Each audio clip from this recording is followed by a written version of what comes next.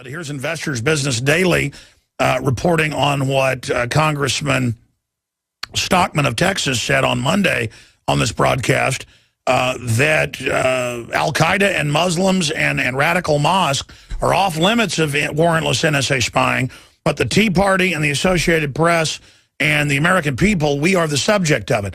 And what you're seeing is a total flip that I warned of 11 years ago of Homeland Security onto the American people, returning veterans, gun owners, conservatives.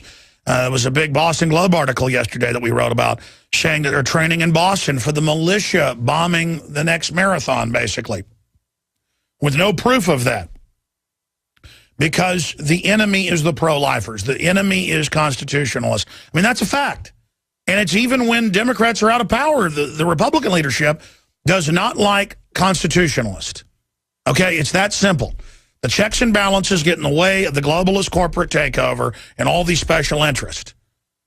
Now, he's got a new book out. We're going to talk about that at the bottom of the hour, and I can't wait to read it. It gets into Bohemian Grove, of all things. We're going to talk about it. But Colonel Anthony Shaffer is a Bronze Star Medal recipient and is a CIA-trained senior intelligence operations officer and reserved Army lieutenant colonel with more than 22 years of experience in the intelligence community.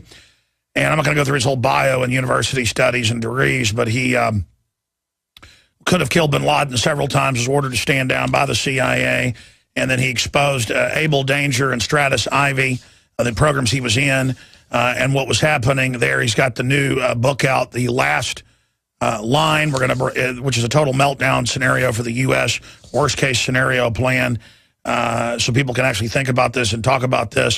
What these guys do is they end up writing fiction books like Ian Fleming so they can get stuff out there. I mean, I'm sure he won't say that, but we'll see what Shaffer tells us. I can't wait to read it. The point is we ought to carry it, the InfoWars store, but it just now came out. But the point I want to get to here with him first off is that we know Sibel Edmonds came out, who was an FBI translator with NSA Communications, saying, look, elements of the CIA and contractors were in command of Al-Qaeda on 9/11 and then after, and they were running drugs, guns, everything. Hamid Gul, who's coming on next hour, former head of Pakistani intelligence, led the CIA war on record against the Russians. He says the same thing. Mohammed Karzai comes out and says, look, these bombings that are happening are being basically orchestrated by corporate interests that want to keep a war going in Afghanistan. So we say it's the government. It's not really. It's elements that want no-bid contracts for a $15 million TARP that really costs $500. It's people that want to keep the gravy train going, that want to have all these wars that are not in our interest. Okay, and there's a lot of people in the government, like Colonel Shaffer, that have spoken out against it. Now, I don't want to put words in your mouth. I've thrown out a lot here, setting the table, but I want to get into, first off, since you were on, what you make of Karzai coming out and saying that, what you make of the fact that the government has given $1 billion to Al-Qaeda and Al-Qaeda-affiliated groups that are leading the attack in Syria, and in the aftermath of Libya that you accurately predicted when it first started, and where this is going, and now the narrative where even Rand Paul comes out 2 weeks ago and says, in the Senate, we shouldn't be funding Al-Qaeda in Syria. They can't call us conspiracy theorists anymore. Where is that going? How does it tie into Snowden? Because people I respect think that he may have been fed a line of bull, not that he's an operative of the Chinese or something, but that he's been set up by other groups, and that there's an internal agency fight going on. So I've thrown a lot out, Colonel Shaffer, but you're the guy to talk to who's had all the access to this over the years and is up there in the middle of Fox News, in the middle of the Army War College and the Pentagon. Of all those things I threw out there, what do you make of it, and where do you see this going? Well, let's break it down little by little. I agree with Rand Paul about funding the enemy. And Alex, we talked about this before. You know, there's a great book, well-researched by Doug Wiesing, called Funding the Enemy. And he, you know, it's not one of those things. He's no conspiracy theorist. He's a researcher. And he goes through in painful detail, talks about how we, by sometimes stupidity, sometimes kind of looking the other way, go about funding the very people who are out to kill us. It's totally insane. So when you put that with everything else going on, and I really admire the way you put it there in the beginning of your introduction. Look, there's a real move afoot to really kind of make us look the other way. One of the problems, going back to Able Danger, you mentioned that, was that we were prohibited from looking at the mosques and at Muslim groups because of certain pre-9/11 concerns. And, of course, we knew then, Alex, they were using that system for command and control. They do not regard religion with the same reverence we do. They actually use it as an operational tool. And I have a severe problem with DHS within our own intelligence community, where now they're trying to basically take out any reference to radical Islamists or use anything relating to their religion as something that we should be concerned about, because clearly, I mean, there are people who are sworn to our destruction, and somehow now the focus is on conservatives. So we as Americans have to be very cognizant of that, and I agree with you on the assessment of DHS. DHS is something that I would, if I were in charge, get rid of immediately. We don't need it. We had U.S. Customs Service before. We had the FBI. We had the Immigration National Day Service. They all function pretty well, not perfectly, but pretty well, without having a humongous bureaucracy known as the DHS on top of it. So we've got to be very cognizant of that. And then you mix in this illegal, essentially, amalgamation, vacuum cleaning, if you will, of information relating to U.S. citizens. Let me be clear for your audience here. 99.999% of all U.S. citizens will never be, never see, never have any contact with a terrorist.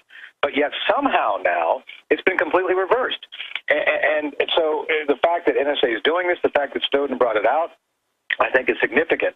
And let me say something operationally. While I agree with Representative Sensenbrenner, I do believe he's sincere. I do believe that he is saying that the Patriot Act was never designed to do this, yet it is. Let me say something on the operational side. Having been at the cutting edge as one of the pioneers of using data mining, the way they're going about it, Alex, is ensuring failure. I don't believe for a minute Keith Alexander's comments in front of Congress yesterday that they have, quote unquote, broken up dozens of terrorist incidents. It's not possible. What they've done, they're taking probably 3 billion. Now think about that, 3 billion transactions a day, very complex transactions, a lot of data, and yet what they're looking for is maybe 10. Maybe 10. And so what they're doing by doing it this way, by doing this vacuum cleaning of these large amounts of data, they're ensuring that they will probably never see those 10 that they actually need. And so it's totally reversed of what we did, Enable Danger. Our job, we knew, was to protect the First, Fourth, and Fifth Amendments to make sure that we did not violate that. And we went in with very precise guidelines of what we wanted to get. So in the essence, what we're looking at here is a government, as far as I can tell, it has completely lost track of who the enemy is. And they're overfunded. They have far more capability than the capacity than they have targets at this point. And the targets they're going after are not the ones which really threaten us. Expanding on that, though, I mean, DHS, day one, started branding it to Tea Party, constitutionalist, you name it. And now they have removed in the manual the word Al-Qaeda and things and put in there constitutionalist, Tea Party. It's absurdist that they've gotten away with this. Where are the congressional hearings? And what do you make of the 2 billion bullets and the 7,000 armored vehicles that I see driving around Austin, and the new training manuals where they're saying, we're going to fight the militia, we're going to fight conservatives? Well, I guess if they try to turn it into Mao Zedong or something, I guess there will be a civil war. I mean, are the crazy leftists really imagining they're going to have like some Spanish Civil War and we're the fascists and they're going to lock us all up? Because you've got things like Maine Corps out now in the mainstream news with 8 million Americans listed, most of them libertarian and conservatives that have to be rounded up during an emergency. I mean, this is insane. Oh, it's totally insane. And I can't speak to the left's philosophy on this, Alex. I have a few friends on the left, but I really don't know how they think. And the bottom line is this: the issue you bring up is very timely and important.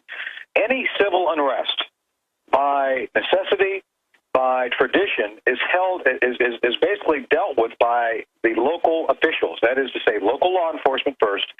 If it becomes beyond their control, you bring in the freaking National Guard. Now, I'm a former member of the Ohio Guard, and we spent time training for both civil support regarding riots and civil support regarding natural disasters. And so I'm appalled, and I don't believe it's constitutional for FEMA to be expanding to the level it is regarding first responder type actions, those really should be left with the state, and obviously with DHS regarding civil control. Again, I don't see how the... And they always said they weren't doing that, and it was a conspiracy theory. Now they're in the news with command and control offices and civil unrest and taking over government. I mean, is that not completely unconstitutional? It is. And again, it goes back to the state level, you know, and Ken Cuccinelli is running for governor here in Virginia. And I've spoken to Ken about this. Ken is a very much a fighter against intrusion of the federal government, because Virginia, like Texas, is a very strong state. We have a very strong economy. We are considered more or less, although we're kind of going purple, I think we're still a conservative state. And these states really do say, look, we can handle things on our own. You know, you do have a National Guard. The National Guard's mission under Title 32, the U.S. Code Title 32, is to serve as the state's militia. That is their job. So what you may be seeing here, Alex, really is a setup where you may see the federal government basically kind of trying to usurp those very capabilities which were designed to do civil unrest issues or, you know, any... Yeah, federal dictatorship. Colonel, I want to talk more about that and your book straight ahead. Back in just a couple minutes with Colonel Anthony Shaffer. I'm Alex Jones with Infowars.com. Now you can watch Alex Jones live at Infowars.com/show. You'll find links to all of our content there and a free 15-day trial for Prison Planet TV. You can also browse the network, the InfoWars Nightly News, and over 60 movies and documentaries all together in one place. You can watch the Alex Jones radio show live as it happened. So check it out, Infowars.com/show. We're back live. I'm your host, Alex Jones. Lieutenant Colonel Anthony Shaffer, best-selling author, has a new book out. He's our guest. We'll talk about the book in the next segment.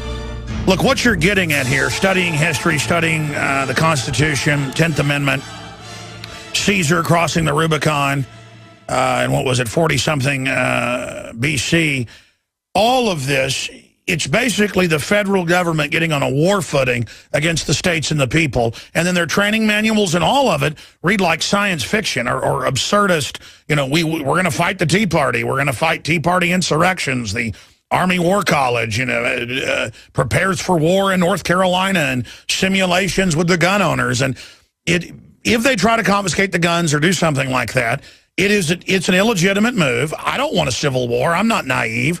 You're a combat veteran. I know you're not naive.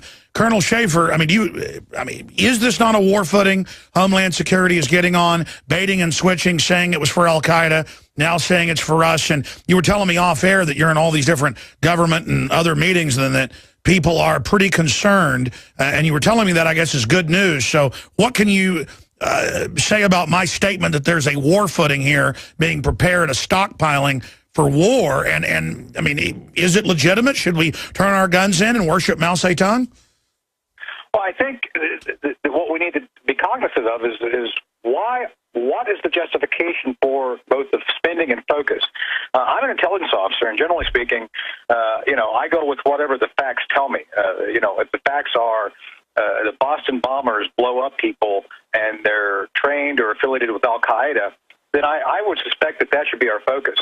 I don't remember the last time that we've had a radical right conservative group blow up anything, kill anybody, or even make noises like it intends to.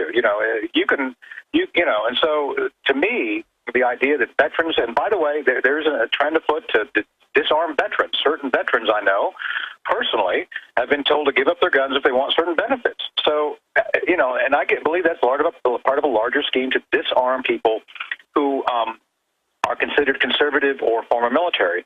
It's totally insane. So the question then becomes, if it's not based on intelligence, that is to say that the threat evaluations aren't there to justify the placement, the expenditure, and focus of strategic resources, national resources against a target, then why?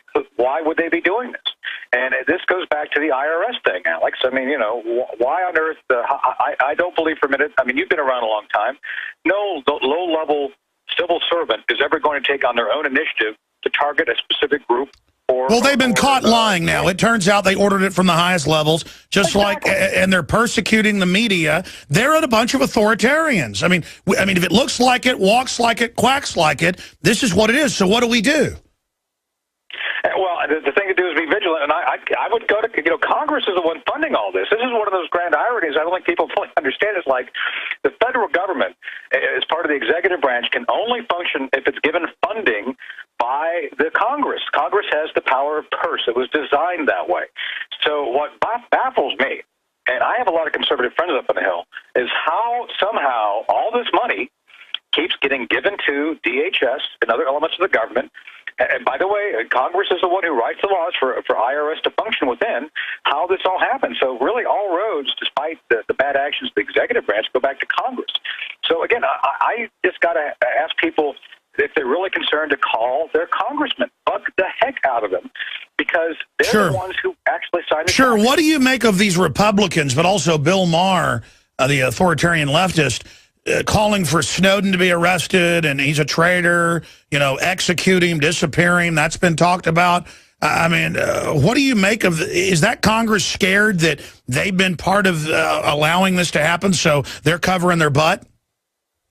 I think it's part of it. I think that there needs to be some level of I think, just reckoning regarding the whole silly situation. I mean, the fact is, certain people cross the aisle on this issue. Certain people understand that what we're talking here.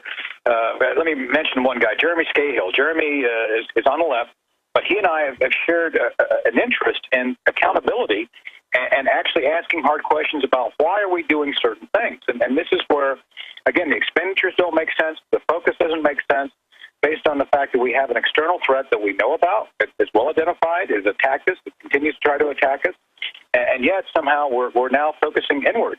And again, this does not make sense from the threat information I'm aware of, nor the recent history of who has done attacks within the continental United States. Folks, the book is The Last Line. You can get it at Amazon, Lieutenant Colonel Anthony Shaffer, and this is one I'm going to read because this is from all his intelligence understanding, a book on the real threat that could actually basically bring this country down. We're going to talk about that on the other side, but first I'm going to ask him more about the strategy of funding al-Qaeda against Syria and where he thinks that's going to go. Straight ahead on the other side. I'm Alex Jones, and this is the GCN Radio Network. GCNlive.com is the site. Infowars.com is ours. ProPure is introducing Pro One.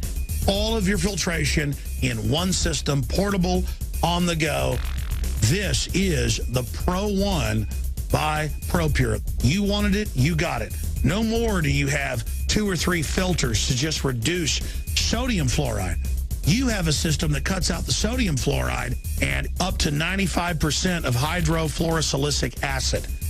Advanced manufacturing technology combines silver-impregnated white ceramic with new Aquamedics advanced media for removal of fluoride and other heavy metals, all in one filter element. It cuts out the acid derivative of fluoride. It is the only one that does it, and out of the gates, we have it discounted at 10% off with promo code WATER. This is the only system that in one unit helps reduce or remove pesticides, herbicides, chloramines, ammonia, and chlorine, hydrofluorosilicic acid, the most common form of fluoride not covered by other fluoride filter brands, and sodium hexafluorosilicate. This is a revolution against the tyrants. They love putting the toxic acid base of fluoride into your water. They love the fact that it's an adjuvant supercharging the trace Prozac in the water and the hormones and the other chemicals. By cutting out fluoride, you cut out the turbocharger in all the poison being artificially introduced into your body. This is what I use. It's a win-win. You get a high-quality product at the lowest price. You support the InfoWar. Get your ProPure with the new Pro One filters today at InfoWarsStore.com or by calling 888-253-3139.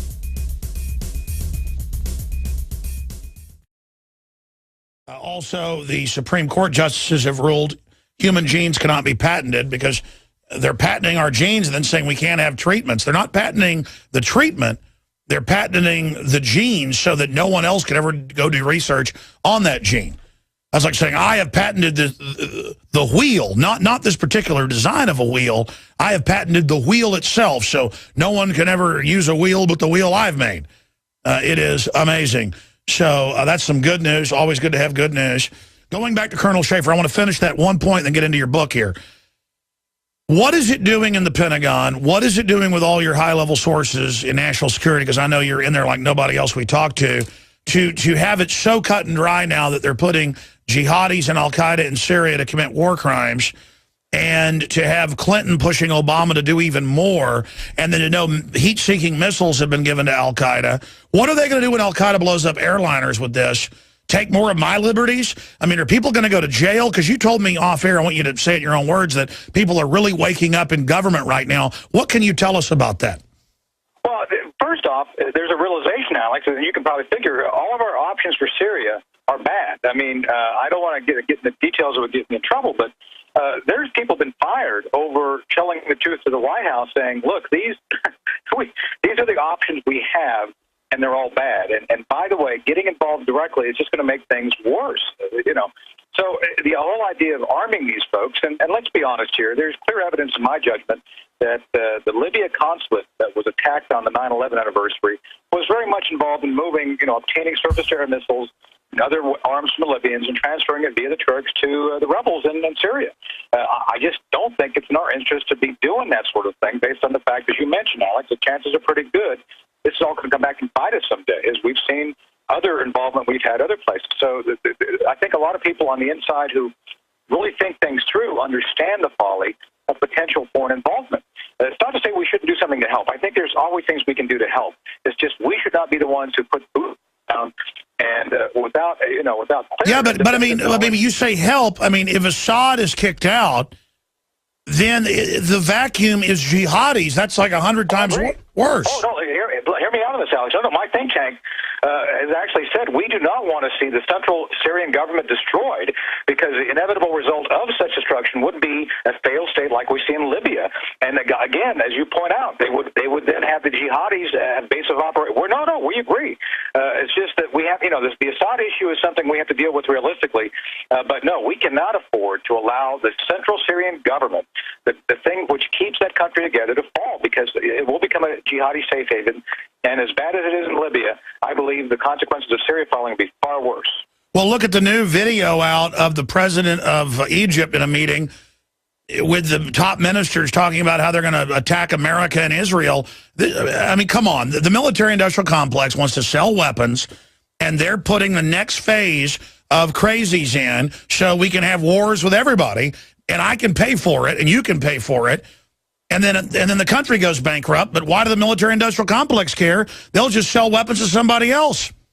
Well, and I work with the Pentagon budget group that looks at spending. And Alex, let me tell you something. Larry Corbin and I were in a panel on Capitol Hill late last week, and it was packed with staff who actually did want to take on a serious look at how we can cut the defense budget. Because, as you point out, I think there's a propensity to jump in to do things without regard to what we're trying to achieve, what's going to cost us, and how much will this, any military action actually benefit the American citizens. So I think this is something we ought to be concerned about, is that, we need to step back from the over-reliance and overuse of military force to achieve often dubious national security objectives, which cannot be linked to a larger long-term global strategy. Wow, we've only got about 6 minutes left with Colonel Shaffer. Let's get into the last line. Tell us as much as you can. You were telling me that, obviously there's a lot of stuff you can't get into in a nonfiction book because of national security, but you were telling me off air that this is pretty much well, what can you tell us about this? Well, it's a worst-case scenario. The last line it focuses on the southwest border. And Bill Keith, my writing partner, is a great researcher. He's brilliant. And so what we did, and I was very reluctant to do the book, by the way. My publisher comes to me and says, hey, we want you to do fiction. It's like, and Alex, this, the book business ain't all that good. I mean, you don't make a lot of money off of it. You put a lot of time into it. So I reluctantly accepted the challenge. They gave me kind of carte blanche of what I wanted to do, and I said I want to do the southwest border. And so what we did is we actually took and did research on all the bad guys out there, basically try to figure out a baseline of who is really out there, who are truly, evil, what's going on, and we took the stuff going on and then combined it, if you will, into a compelling narrative where we basically say, what if this happens, what if this happens, to basically show that the border security, which everybody seems to be not worrying about right now, is something we should definitely be worried about. And on top of that, then we took me, it's basically the way I was 20 years ago. Chris Tuller, no surprise, the main character of the book is based partially on me. And we took, since the DOD, as you know, Alex, doesn't like me talking about actual things I did, we took me about the way I was about 20 years ago, and basically have taken, my bad habits and put them into the 21st century into this very interesting time of challenge. And then we throw a few other twists in. I will leave it to your audience to judge for themselves if we were able to accomplish a frighteningly real scenario. My friend Ralph Peters, in his blurb report, actually calls it chillingly authentic. So I'd like to believe we achieved that. And then when you read it, we put it. We want to make the reader know what it feels like to kind of be in the main character's shoes. We want them to kind of experience. Well, you've sold me. You've sold me on it. Give us some of the basic plot, because I mean, I know obviously you're getting into who real threats are, and I haven't read the book yet. But let me just guess. Here's the problem: if the West really does attack Iran, and if Iran is in danger of actually collapsing, the mullahs, like Hitler in their bunker, are going to pull the trigger, and they're going to trigger real terrorist sleeper cells that we know are all over Western Europe, all over the U.S. This country's totally infiltrated. The Chi-Coms might jump on board. God only knows. Now, let me guess. Is that what's in the book? Part of it is, absolutely. We have Hezbollah doing bad things. They basically find ways. There's a reason they pretend to come do things here. They lie to the drug cartel. They co-opted the drug cartel. And then they start expanding out what they're doing in the United States. And let me add another thing. There's riots in L.A. Imagine that. Or we have other elements we just talked about earlier involved, too. So it's a potpourri of bad things happening, if you will. And again, we tell it in such a way to make people wake up. Let me bring this up. What could 100 Special Forces trained troops do to America in one day? I mean, I know because I've studied it. Oh, my goodness. For people that don't know, I mean, you could go up the tops of buildings. I don't even want to get into what you can do dumping into the air conditioning systems, what you can do with fire. I personally, I would never do this, but just studying history, I mean, it's unbelievable what sleeper cells could do. Well, yeah, we talk about asymmetric warfare, which you've talked about before, and absolutely. So I don't want to give away the plot for everybody to right now. But let me tell you, what you talk about is in there. We actually have again very realistic, very well researched plot that is based on real fact. So we've taken things that have been in the media, we've expanded upon it. We've said, okay, if they do this, then what if they do? If they do X, then what if they do Y and Z? Where would that all go? And it ends up with a huge, set of catastrophes within the United States, which I think we do very realistically and in such a way that I think people are going to say, oh my God, that could actually happen. Well, I'll tell you, I haven't read your book yet, but what keeps me awake at night is these criminal mega corporations who would stand to gain from an authoritarian America, who've already set up this police state grid, who would then finance terrorist groups with several layers of separation to have actual radical stage stuff as a pretext to then bring in a soft martial law from which we never emerge. And I actually see that as the real scenario of basically a false flag, but a more complex false flag with more buffers. Because when I look at the constellation of Homeland Security setups, the pre-programming, the movies, I actually see what you are talking about as a real scenario that criminal globalist elements actually allow to happen, bare minimum, to radically transform the United States. I mean, I'm sure you read Rand Corporation stuff. I mean, it's thinly veiled in there. In closing, what's your take on that? Well, I think there are clearly, now, again, I think you'll appreciate the book because we actually do work in a conspiracy, as you're alluding to. We talk about the fact that there may be elements within our own government, and not our government. And you mentioned this earlier. It's not the government. There's elements within the government. There's people with agendas who will use the government for their own proximal reasons. And so we do talk about that. I think it is a realistic thing. I think it happens every day. Lobbying is a form of that, only done officially. I think there's other ways people manipulate the government, use the government for their own purposes. And I'm with you. I think people don't fully understand how the government can be co-opted to do things against its own people's interests if certain incentives are provided to those inside the government. Well, the book just came out last week. I haven't read it yet, but you told me Bohemian Grove's in it, so then I kind of connected dots off the storyline because there's really only a few real scenarios, so I can't wait to read it because I know a lot of it's actually stuff that wouldn't get out there if it wasn't fiction. But in closing, give us a hint. I mean, don't give away too much because I'm going to read it about the last line with Colonel Anthony Shaffer and William H. Keith. But Bohemian Grove, are they the bad guys or something hatched in there? Or wow. Something hatched in there, yeah. Again, you know, I've seen you when you did the show on the Bohemian Grove. I don't want to say it didn't influence our thinking because it did, but just be aware, as you just point out, there's certain elements of the government who may work against our own people's interests, and it's tied into the Bohemian Grove. I'll leave it at that for you to. Unbelievable! I can't wait to have you on after I've read it, Colonel Shaffer. Thank you so much for joining us. All right, there he goes, folks. Wow. Again. We set him up for the show like 2 weeks ago because I had to be out of town, and he was coming on when the book came out, and then I was quizzing him about what's in the book, and it all just clicked that he's basically telling you what they might do in this book.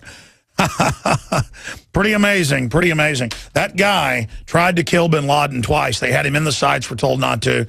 That's on record, and he can confirm what Sibel Edmonds brought out. And I can tell you, I've got Pentagon sources that are good people, other than Shaffer, who's also good. They know what's going on. They're not stupid. They don't like what's happening. And they really don't want to see America fall into authoritarianism and become incredibly poor and pathetic and then blamed for the New World Order, because that's the plan. And it is very exciting to see this awakening happening. You know, he said on air there's a big awakening, but he said, I want to tell you, I'm in a lot of big meetings. Well, I'm not going to even say what he told me off air, because he didn't say it was off record, but I've gotten in trouble with him particularly before on Benghazi when he said stuff to me off air but didn't say it was off record. And then I kind of said it on air, and then it got him in some trouble.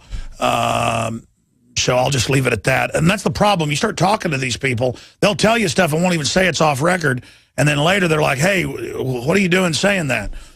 That's why so many times I'm almost stuttering and gibbering here on air, because I'm trying to, like, remember, okay, what can I talk about? What can I talk about? What can I say? Or somebody tells me something and says I can say it on record, but then I think, well, wait, that shouldn't be on record because that's going to get him in trouble. Like Dave Mustaine. He said all that stuff in a video interview about Obama and, you know, staging the, you know, shootings and stuff and the history of it. And, you know, he was here visiting me because we're good friends. My wife's friends with his wife. And then he left. And then I just didn't even tell him. I just cut it out. And people are like, well, that's censoring. Well, I knew it would become a firestorm. And I didn't want to hurt Dave when I did the interview. So it is. It's true. I start censoring myself because that wasn't critical to get that out. Sure, I got a bunch of visitors off of it if I would have put it out, but I didn't do it just for that. And then he went to a concert, I think in like somewhere in Asia. I forget where it was. What's the big island nation? Singapore. And then he talked about it, and then it was, you know, they tried to destroy him with it. And I just don't want to see my friends destroyed on my show. I've learned that lesson with Charlie Sheen, let me tell you. I mean, I've got videos with Charlie and just all sorts of stuff. You know, the media would just have a national field day with it. Guess what I did? I said I got videos. I actually came across them last week, and guess what happened? I mean, it was none of it bad stuff. It was just, it would be sensational. Deleted. It's just gone.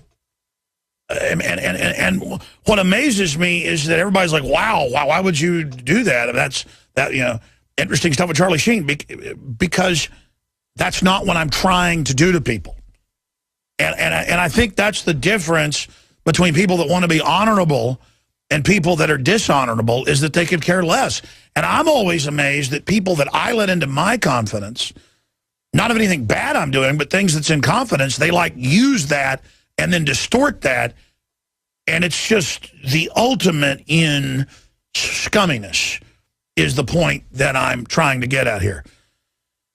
And so I don't even know why I'm going off into that. It's just that spending so much of my brain power trying to not burn people is one of the most frustrating things in my life.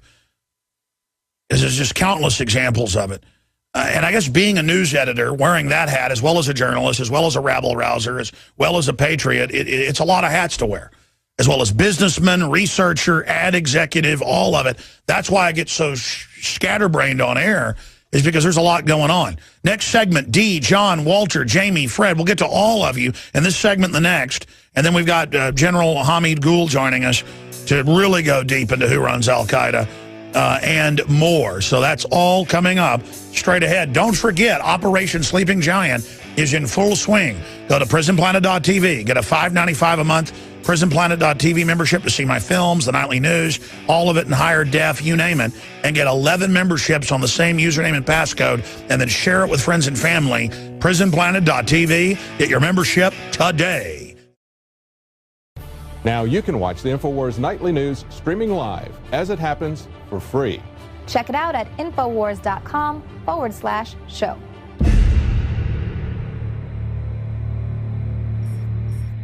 Drugs, guns, everything. Hamid Gul is coming on next hour, former head of Pakistani intelligence, led the CIA war on record against the Russians. He says the same thing. Mohammed Karzai comes out and says, look, these bombings that are happening are being basically orchestrated by corporate interests that want to keep a war going in Afghanistan. So we say it's the government. It's not really. It's elements that want no-bid contracts for a $15 million tarp that really costs $500. It's people that want to keep the gravy train going, that want to have all these wars that are not in our interest.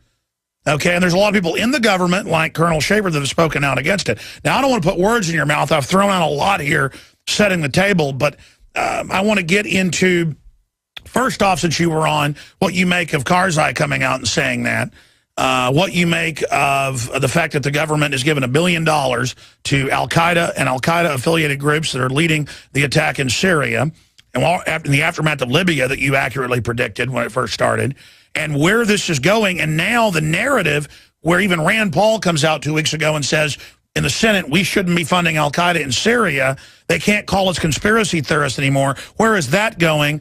How does it tie into Snowden? Because people I respect think that he... Pre-9/11 concerns, and of course we knew then, Alex, they were using that system for command and control. They do not regard religion with the same reverence we do. They actually use it as an operational tool. And I have a severe problem with DHS within our own intelligence community, where now they're trying to basically take out any reference to radical Islamists or use anything relating to their religion as something that we should be concerned about, because clearly, I mean, there are people who are sworn to our destruction, and somehow now the focus is on conservatives. So we as Americans have to be very cognizant of that, and I agree with you on the assessment of DHS. DHS is something that I would, if I were in charge, get rid of immediately. We don't need it. We had U.S. Customs Service before. We had the FBI. We had the Immigration National Day Service. They all function pretty well, not perfectly, but pretty well, without having a humongous bureaucracy known as the DHS on top of it. So we've got to be very cognizant of that. And then you mix in this illegal, essentially, amalgamation, vacuum cleaning, if you will, of information relating to U.S. citizens. Let me be clear for your audience here. 99.999% of all U.S. citizens will never... He's got a new book out. We're going to talk about that at the bottom of the hour, and I can't wait to read it. It gets into Bohemian Grove, of all things. We're going to talk about it. But Colonel Anthony Shaffer is a Bronze Star Medal recipient and is a CIA-trained senior intelligence operations officer and reserved Army lieutenant colonel with more than 22 years of experience in the intelligence community. And I'm not going to go through his whole bio and university studies and degrees, but he could have killed bin Laden several times, was ordered to stand down by the CIA, and then he exposed Able Danger and Stratus Ivy, the programs he was in, and what was happening there. He's got the new book out, The Last Line, which is a total meltdown scenario for the U.S., worst-case scenario plan, so people can actually think about this and talk about this. What these guys do is they end up writing fiction books like Ian Fleming so they can get stuff out there. I mean, I'm sure he won't say that, but we'll see what Shaffer tells us. I can't wait to read it. The point is, we ought to carry it, the InfoWars store, but it just now came out. But the point I want to get to here with him, first off, is that we know Sibel Edmonds came out, who was an FBI translator with NSA Communications, saying, look, elements of the CIA and contractors were in command of Al-Qaeda on 9/11 and then after, and they were running drugs. He may have been fed a line of bull, not that he's an operative of the Chinese or something, but that he's been set up by other groups, and that there's an internal agency fight going on. So I've thrown a lot out, Colonel Shaffer, but you're the guy to talk to who's had all the access to this over the years and is up there in the middle of Fox News, in the middle of the Army War College and the Pentagon. Of all those things I threw out there, what do you make of it, and where do you see this going? Well, let's break it down little by little. I agree with Rand Paul about funding the enemy. And Alex, we talked about this before. You know, there's a great book, well-researched by Doug Wiesing called Funding the Enemy. And he, you know, it's not one of those things. He's no conspiracy theorist. He's a researcher. And he goes through in painful detail, talks about how we, by sometimes stupidity, sometimes kind of looking the other way, go about funding the very people who are out to kill us. It's totally insane. So when you put that with everything else going on, and I really admire the way you put it there in the beginning of your introduction. Look, there's a real move afoot to really kind of make us look the other way. One of the problems, going back to Able Danger, you mentioned that, was that we were prohibited from looking at the mosques and at Muslim groups because of certain.